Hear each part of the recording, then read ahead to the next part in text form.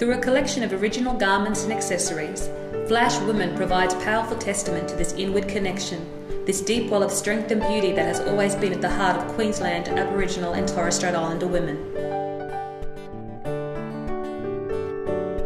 Drawing upon this rich source, these proud women have raised families, fought for justice, overcome oppression and passed on their culture, all with the grace that is immediately apparent in these women, their outfits and their stories. Walbra Murray, who initially proposed the concept, wanted to see an exhibition that celebrated the unique beauty that is Indigenous women's beauty, a beauty that is not about being fashionably beautiful, but the beauty that comes from the strength and peace in family and community.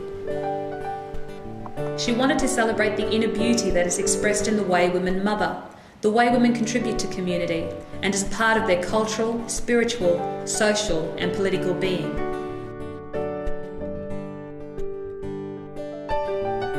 Aboriginal and Torres Strait Islander women possess immense grace and beauty, although it's not often celebrated in mainstream Australia.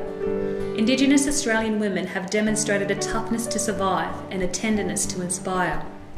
There is a glorious heritage of Aboriginal and Torres Strait Islander women who were tough enough to resist their oppressor and tender enough to nurture their families. Most importantly, Walbra wanted to see this exhibition come into being because so many young women do not know the wonderful legacy of natural beauty that is theirs, handed down to them from one beautiful woman to another over thousands of years.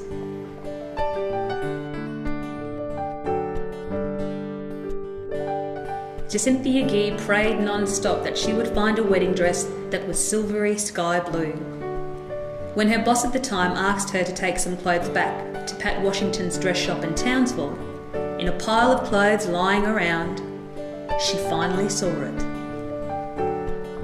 When she went to look at the dress, Pat saw her face and said, "You really want that dress, don't you?"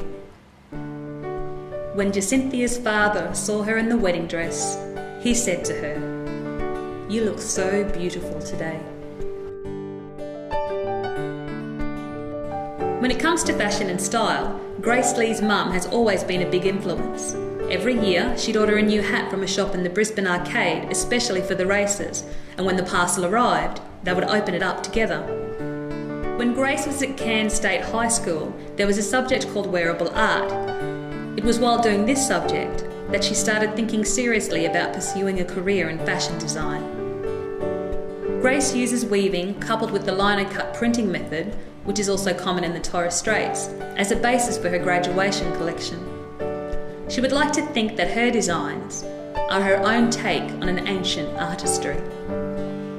Grace Lee grew up in Cairns and has just graduated from RMIT with a Bachelor of Fashion Design.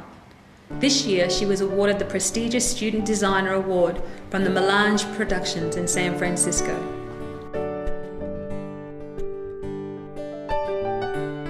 Raelene Baker was asked by Uncle Neville Bonner to represent Opal Brisbane in the Miss Australia Quest Queensland. Pageants and quests were an unusual experience, and Raelene knew that at a young age it was a very foreign and artificial world. At the same time, she said it was fun to dress up and be glamorous for a little while.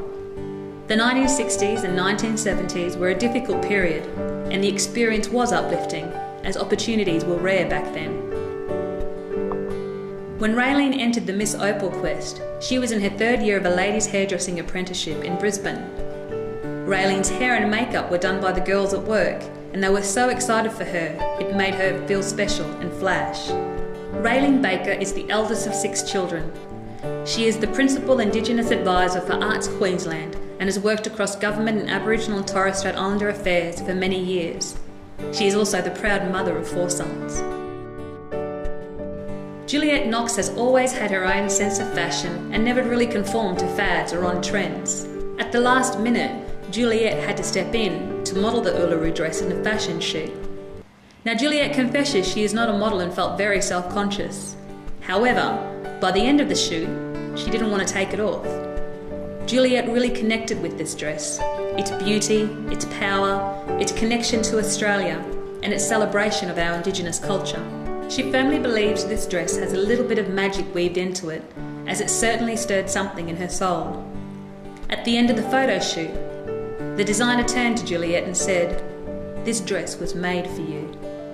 Juliette Knox is a young businesswoman. She is the CEO and co-founder of the Little Black Dress Empire and was a winner in the 2011 Fun Fearless Female Contest run by the Cosmopolitan magazine.